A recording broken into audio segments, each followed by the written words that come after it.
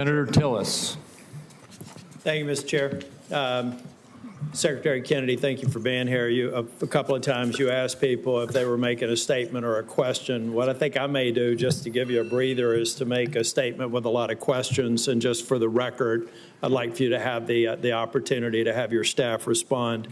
I can't conclude from the discussion today where you are on warp speed. So I would like the definitive statement on exactly where you are. Was it good? Was it bad? Were there things that worked? Were there things that didn't work? I can't discern that from what you said here. I, for one, think that it was a signature accomplishment of President Trump, and the mRNA platform is something. I agree with that. I look forward to you giving us a detailed statement on exactly where you are with warp speed.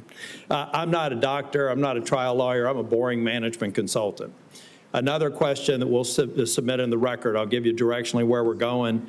I don't see how you go over 4 weeks from a public health expert with unimpeachable scientific credentials, a longtime champion of MAHA values, caring and compassionate and brilliant microbiologist, and 4 weeks later, fire her because at least the public reports say because she refused to fire people that work for her.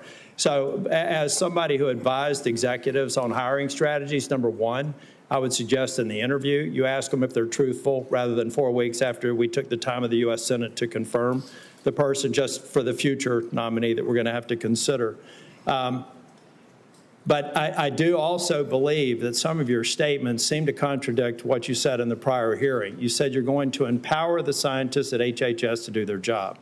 I'd just like to see evidence where you've done that, and I'm sure that you will have some. You will do nothing that makes it difficult or discourages people from taking vaccines. There seem to be several reports that would seem to refute that, but I'd rather you just respond to it. I'm not going to come here and impose my belief over any of yours. That, again, seems to be contradictory to the firing of a CDC director, the canceling of mRNA research contracts, firing advisory board members, attempting to stall NIH funding, eliminating funding for the I think $500 million for further mRNA research, and just want an answer for it.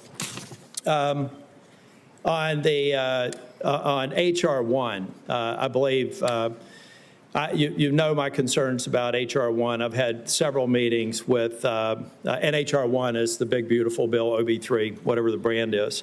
But I'm still, I've got an office with 60 staff, including half of them in state office. I've had 3 different estimates of the economic impact on the state of North Carolina.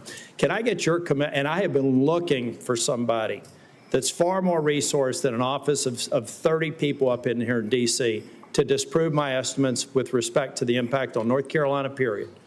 And I've yet to have anybody. I would love to be embarrassed and be wrong, but I would like to get your commitment for people to tease through the numbers that I provided before the vote on H.R. 1 that says that if you normalize 3 independent estimates across a broad spectrum, $25 billion over 10 years. I don't need your response now. I want somebody to destroy my estimates, because to this point, the most resourced health agency in the world has only given me word salad responses, and I need that so that we can prepare for the response. $25 billion over 10 years is half of the rural relief fund over 5 years.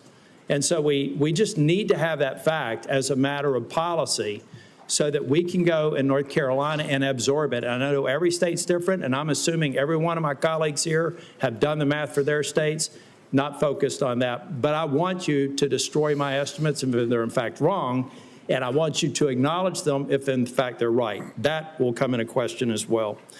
Mr. Kennedy, you've stated multiple times in response to other members' questions that scientists were lying.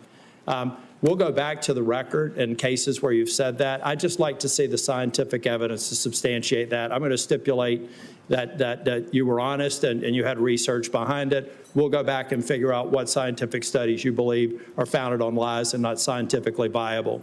And then finally, I just want to give you an opportunity. Apparently in the exchange with Senator Bennett, You said you agreed with Dr. Levy's statements, who said that the mRNA vaccine caused serious harm, including death, particularly in young people.